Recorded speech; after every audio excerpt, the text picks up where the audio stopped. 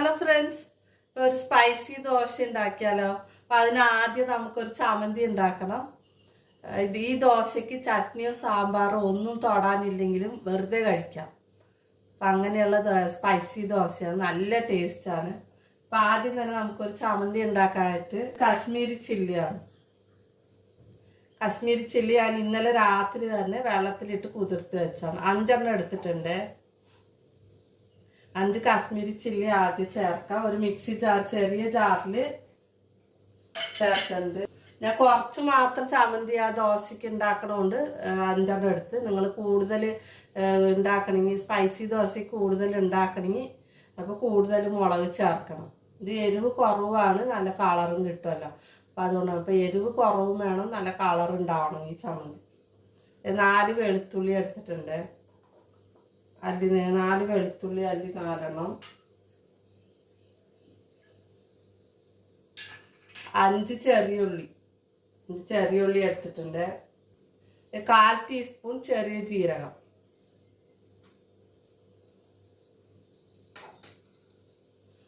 ഒരു തക്കാളിയും ചേർക്കുന്നുണ്ട്.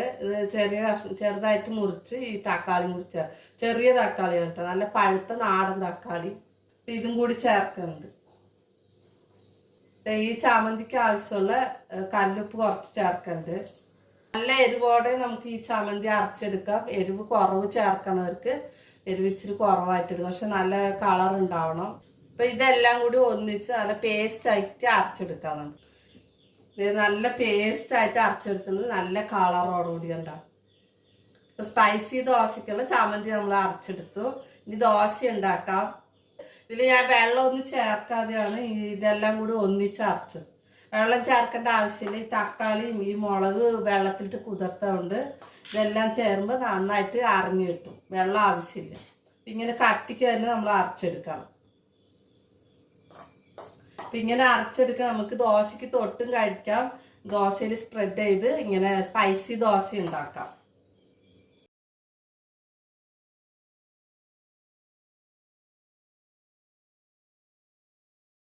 മേളില് നെയ്യോ നല്ലെണ്ണയോ ചേർക്കാം. ഇങ്ങനെ മറിച്ചിട്ട് നന്നായിട്ട് മൊരിച്ചെടുക്കാം.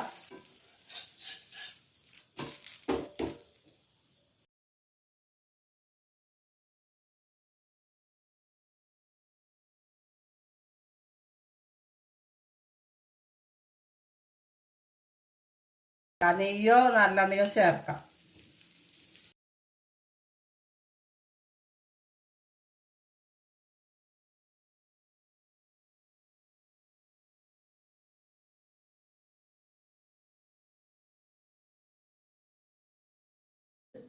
മക്കളെ, എല്ലാരും സുഖാണോ?